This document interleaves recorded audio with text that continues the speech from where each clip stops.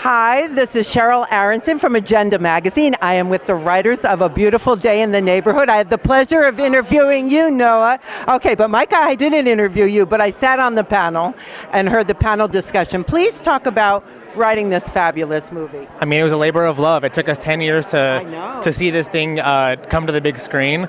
For me and Noah, it was not just the experience of writing this movie. It was also the experience of getting to know Fred Rogers and to kind of become, I became a father in the course of writing this movie. And to have him as the person you're writing about and learning from was a real gift. I know. Noah talked about you found the letters in the archives, and that's how you chose this particular character to write about. Talk a little bit about it from your perspective. For Noah and I, the real win in this industry is to get paid to learn, is to make a living learning about things that are moving to you or you don't know anything about. And for us, we got to spend time in the Fred Rogers archive out in Western Pennsylvania, and we thought we knew what our movie was about. We didn't. Right. It wasn't until we saw that box with letters between Tom Junot and Fred Rogers, 200 of them, that we realized this was our movie. Yes. Now, Noah, I know I did a great interview with you, so I'm very excited. Top fiver, for sure. Okay, so talk about the honor of being here tonight and up for this award. Yeah, it is an absolute honor to be here. It is, of course, being honored by your peers. There's so many people in this room that Micah and I have looked up to for so many years, and to be even remotely considered in that group of people is a distinct honor, and and it's also a fun party. Hi, this is Sheryl Aronson from Agenda Magazine. Please tell everybody who you are. Hello, my name is Howard Jordan Jr., and I'm a writer for Family Reunion. Okay, and tell everybody what award you're up for tonight.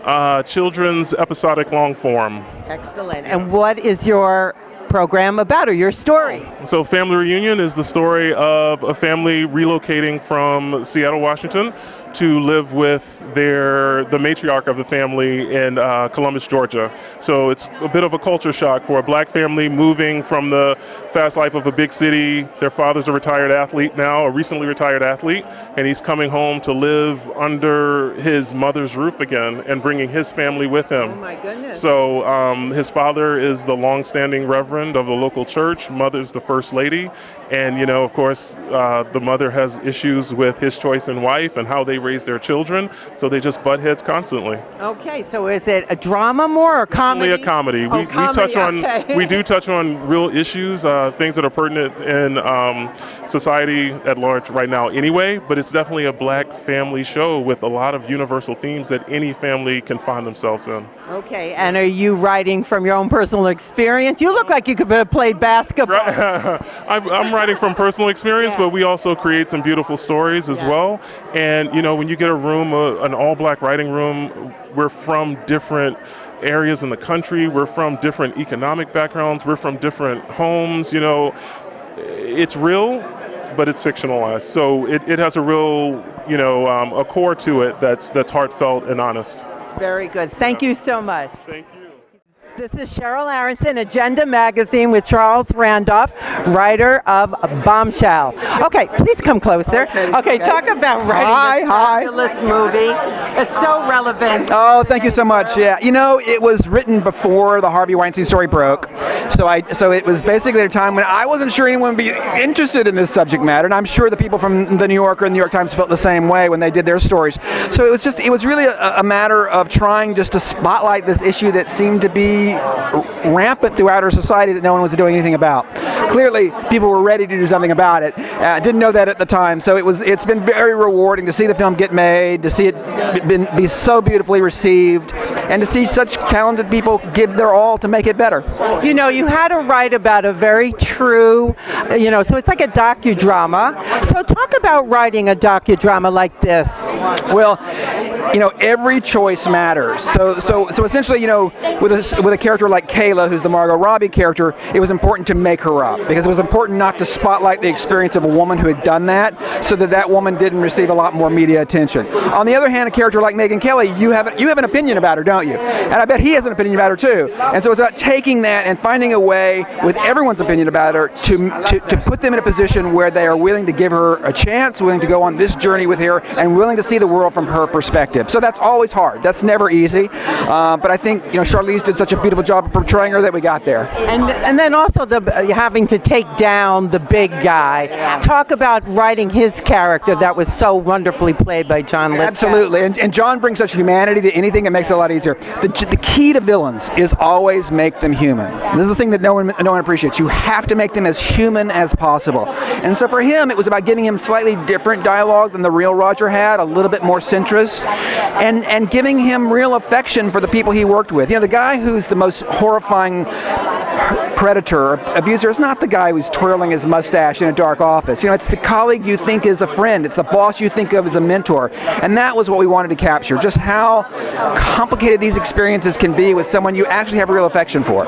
Okay, and now winning this award tonight, let's just hear what you feel about it. Oh, it's such a great award. This is the award for the film that sort of embodies the freedoms of screenwriters, the civil rights of journalists and writers in its most, contemporary form. And so I'm very happy to get it. It's a really interesting time for us because partly some of the limitations on our liberties are limitations that we're imposing ourselves from our own heads, and as we try and balance diversity and freedom, like figuring that stuff out is not easy. But the great news for us is the best tool for figuring that stuff out is writing. So we have the tools to sort of to find our way, and so that's what I hope we do. All right, thank you so much.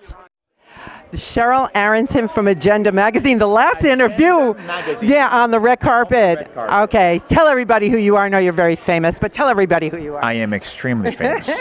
No, my name is Jaime Camil. How are you guys? I used to play Rogelio de la Vega on Jane the Virgin, and Antonio Corvo is my castmate on our new CBS sitcom Broke. We're gonna air April 2nd, so Thursday nights, which is a very powerful comedic night for CBS. They have Young Sheldon, Man with a Plan, Mom, and ourselves. So we're very happy to be here. Great. What's the show about? Antonio explains the show much better than I will. Antonio, what's the show about? So it's about Jaime and his wife. Jaime is a trust fund baby, and his dad cuts off his money. And his wife is my mom's sister, so they have to move in with us, and my mom has to teach him how to be broke and deal with it. His mom is Polly Perrette from NCIS, of course, Abby. Love it. Natasha Leggero plays my wife, and Easy Diaz plays my butler. But more importantly, my friend. And it's funny, we are so privileged to have an air date April 2nd, and we're so happy to be on CBS And screen. also, I hear you have a movie. I have a movie, yes, thank you very much. I have a movie. I have a movie, it's called My Boyfriend's Meds, or Las Píldoras de mi Novio in Spanish. It's going to premiere February 21st throughout the United States. Tell everybody what it's about. It's about a guy that takes some medicines for certain conditions, and then he goes to a private deserted island, and he forgets his meds. So things don't go well. And let me just ask you one more question. Being a comedic actor, which you do so very well, just talk about being a comedic actor. Oh my God! To be honest, I do love comedy and everything, but it's all about them. Writers. Without the writers, without their brilliant words, we would be nothing. Yes, we have to deliver the words and place them strategically in the right timing or whatever. But without the words, there's nothing. So that's why always Antonio and myself we have great writers on Broke, and we will always support the writers in anything they do, because truly without them there's no shows. I totally agree, being a writer myself. Thank you for that. Okay, hi. I would like to ask you what it means to you, please come closer, to win this award, not being from Hollywood and being from your country. 할리우드에서 안 왔는데 한국에서 왔는데 이 수상했으니까 어떤 의미 있는지. 할리우드에서 수상했는데 할리우드에서 안 와서 일단은 한국에서 오셨으니까. Thank you 할리우드. 그리고 언젠가 벌어질 일이었던 것 같아요. 워낙 저뿐만 아니라도 워낙 한국에 훌륭한 작품들을 만드시는 필름메이커들이나 배우들이 많았기 때문에 언젠간 일어날 일이었다.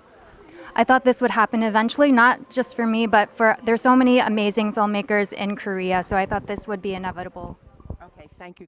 Hi, I interviewed you and Bill last year, and congratulations for winning again. Thank you. Okay, so what makes this show such a winning show? If I knew that, I would be able to repeat it. And Obviously you have been, so. well, to the best of my ability. I don't know. Honestly, I think hard work, and also I think we try really hard to find sort of honest emotions and things that real human beings would do. Right. And the fact that Bill is both a writer and a performer makes a huge difference. That he can approach it as a writer, but also as an actor. Yes. Because we were talking about comedy last year and how difficult it is to write comedy. Yeah. So talk about, I'm aware. Yeah, talk about working with him and your relationship with him. Why it's so special. I think I think we just found a kinship, and I think we feel the same way about what's important, but we also have, I think, a very complementary set of skills. He's very emotionally attuned, and I think I'm very logical, and so there are a lot of times where he'll land on something and say something like this needs to happen because that just feels right. And then I'll say, okay, well, here's the way we go from A to B to C to D to get there. And we kind of go back and forth that way. Great. All right. Thank you so much. Of course. My pleasure.